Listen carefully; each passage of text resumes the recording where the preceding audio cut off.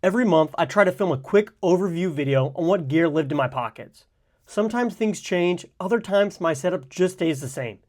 Yet every month tells a story. And April's loadout has been fairly consistent, tested, and honestly, one of my favorite setups so far this year. There are two pretty large new additions this month, yet everything here has been used, not just carried. I've learned that simple works, and that's kind of what April reminded me.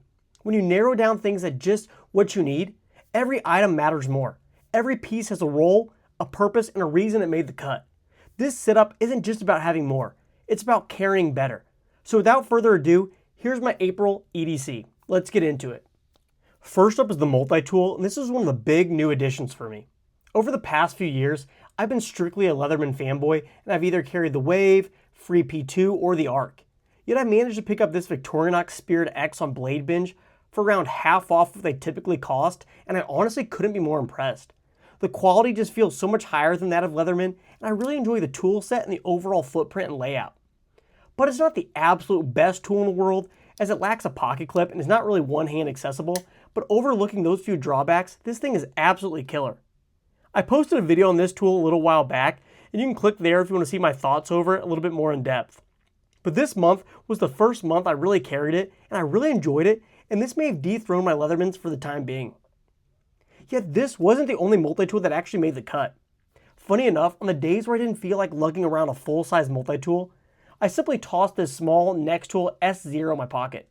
Weighing practically nothing, and due to its super thin profile, this just disappears in the pocket, which is pretty important with wearing athletic shorts as the weather continues to get warmer here. I really like this tool as it's very inexpensive, yet features a pair of very usable scissors, which are honestly probably the tool I use the most on a multi-tool anyways. I actually gave one of these to my fiance, and she has it in her purse to cut tags and open packages, and she loves it as well. I really highly recommend this little guy.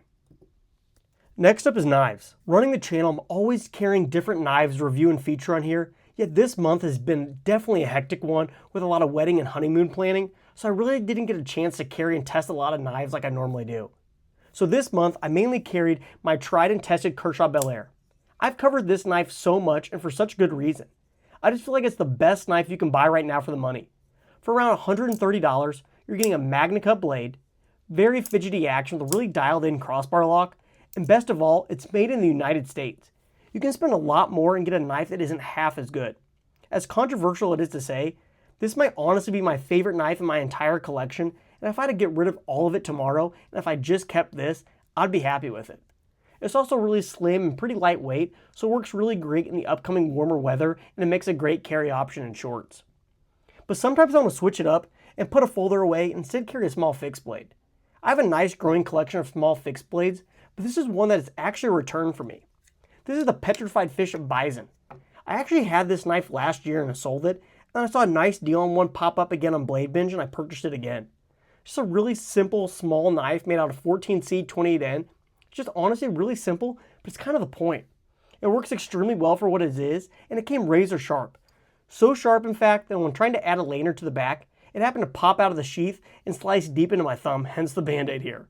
This knife has given me the deepest cut out of any knife, and I'm still shocked I didn't require stitches. I'll try to get a separate video of this knife posted shortly, but just a really nice small fixed blade that's honestly really affordable. Next up is another new addition. This is the one I'm actually most excited to share. This month saw a huge change, and I started to switch up my wallet to something I thought I never would. This is the PunCube MagSafe wallet. Now, metal wallets were never my thing. I had a knockoff Ridge wallet, and I just didn't enjoy it and found it uncomfortable in the pocket. Yet this guy's different. This wallet is actually magnetic and can be carried on the back of your phone if your phone is MagSafe charging. I've just been slapping this on the back of my phone, and due to the slim size, I don't really notice it's there. This can hold up to 6 to 8 cards, and I'm a minimalist when it comes to cards, so it's been working pretty great for me. It also has a pretty cool little mechanism when you slide the front face up. All the cards kind of fan out, allowing you to pick the desired one. I think it's really cool and it works really great. If you don't love this ripple pattern, they actually have this wallet in a few different patterns and colors, and even offer it in titanium at a much higher cost.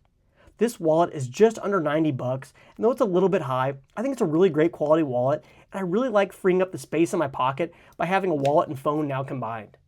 Next up is probably the most forgotten piece of gear, but arguably my favorite, and that's a flashlight. I swear by carrying a light, and after much trial and error, this is probably my favorite one so far. This is the Skill Hunt EC150.